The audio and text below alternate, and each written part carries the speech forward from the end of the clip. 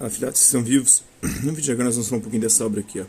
Caminhos da Razão no Ocidente, a Filosofia Ocidental do Renascimento aos Nossos Dias, do Tiago Adão Lara, da editora Vozes. Ele foi professor aqui no seminário em Berlândia, Tiago Adão Lara. Foi professor da UF também. Qualquer estudante universitário, mesmo qualquer pessoa de estudo que queira interessar-se dos principais momentos filosóficos que marcaram e ainda marcam a história do Ocidente, do Renascimento aos nossos dias, encontrará nesse livro uma introdução de leitura relativamente fácil e clara. O livro pode transformar-se com proveito em texto didático para um curso de filosofia. Temas como racionalismo, empirismo, materialismo e idealismo são abordados com acentuada preocupação de traçar um panorama da história do Ocidente. Mas são as filosofias modernas e contemporâneas que constituem um assunto especial dessa obra. As correntes filosóficas que caracterizam o caminho da laicização da cultura ocidental a partir das suas matrizes gregas e medievais são apresentadas na sua conexão com a complexidade das forças históricas. Para o autor de Caminhos da Razão no Ocidente, a grande virada da modernidade para a contemporaneidade encontra-se na passagem, ainda em ato, da concepção metafísica para a concepção dialética. Uma análise da evolução do pensamento tecnológico, nela situando-se a questão da teologia da libertação, e uma visão sintética da filosofia no Brasil enriquecem sobremaneira para o leitor brasileiro o livro de Tiago Adão Lara, né?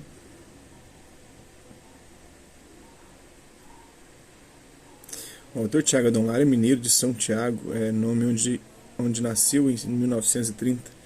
Sua formação filosófica se perfez em São João del Rei, licenciatura, na PUC do Rio, no mestrado, na Universidade Gama Filho do Rio de Janeiro, doutorado, e em Louvain, Bélgica, especialização.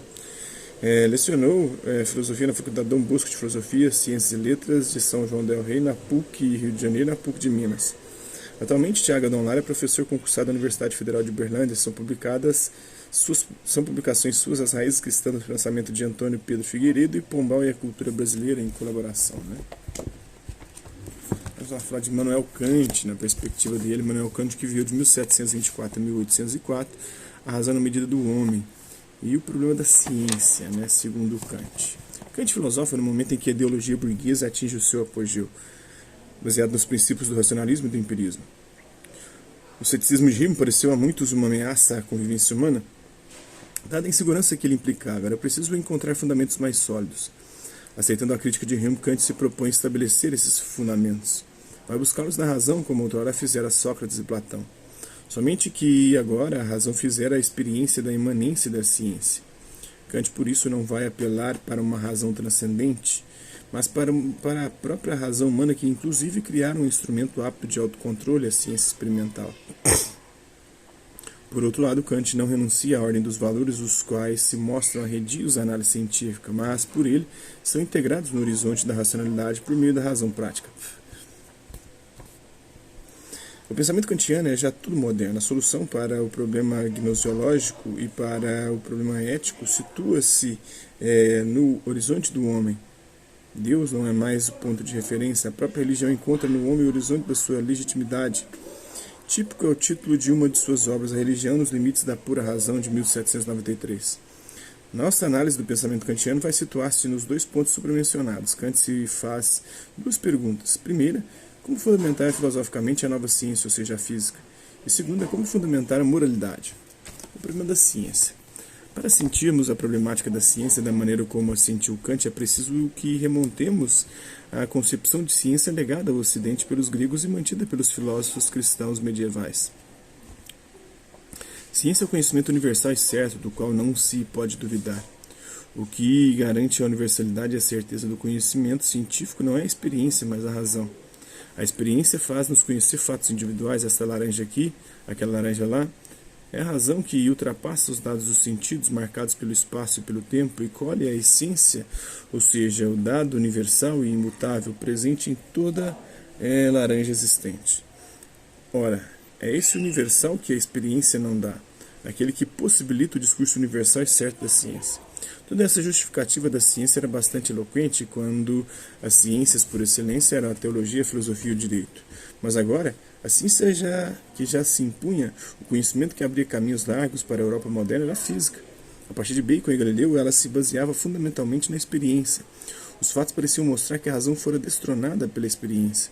Kant, na Crítica da Razão Pura, que foi escrita entre 1781 e 1787, procura mostrar que não, que também o discurso científico moderno, o da física, era, em última análise, um discurso da razão sobre a experiência. A razão mantém a primazia. O que Kant ensina é que nós, homens, não conhecemos as coisas como as coisas são. E isso não porque ainda estamos atrasados e não conseguimos meios para conhecê-las, nem mesmo por causa dos condicionamentos psicológicos ou sociológicos. A afirmação de Kant é mais radical. Não conhecemos as coisas tais quais são e jamais o conseguiremos porque não temos capacidade para isso. Só o Criador pode conhecer as coisas tais quais são, as coisas em si. Nós conhecemos as coisas na forma em que elas são apreendidas pelo nosso intelecto. Ora, nossos sentidos e nosso intelecto, que com uma palavra só Kant chama razão teórica, são finitos, são limitados, têm sua maneira, digamos assim, de filtrar as coisas. É a coisa já filtrada que nós conhecemos. Se assim basta conhecermos bem a maneira como a nossa razão conhece, para a priori, antes da experiência, podemos saber a forma que a coisa, enquanto conhecida, assumirá em nós e para nós cognoscentes humanos. O conhecimento, porém, não é só questão de forma, é questão também de matéria. Estas são os sentidos que recebem através da sensação, mas as formas sob as quais qualquer matéria é subassumida é a razão que oferece. Razão e experiência são ambas, portanto, necessárias para o conhecimento, mas a experiência está subordinada à razão. A solução kantiana quer ser uma síntese entre o racionalismo e o empirismo. Kant nega que o homem possa conhecer algo que transcenda completamente a matéria, a alma humana, Deus. Essa é uma solução empirista.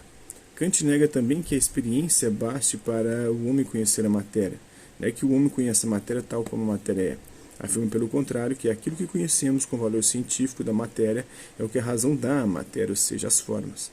Esta é uma solução racionalista, aliás, é uma solução idealista, enquanto afirma Kant que aquilo que conhecemos da realidade não é a realidade em si, mas é a ideia que fazemos da mesma. A ideia tem primazia na ordem do conhecimento, segundo Kant. Então é isso aí.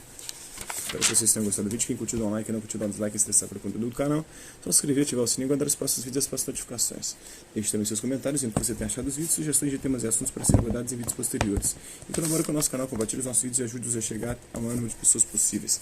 Gostaria de agradecer aos 800 e não sei quantos inscritos no nosso canal, 60 e tantos, sei lá, 70.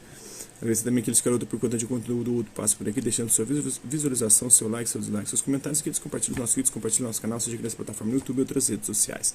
Mas é isso aí. Hasta lá, vista, e até a próxima.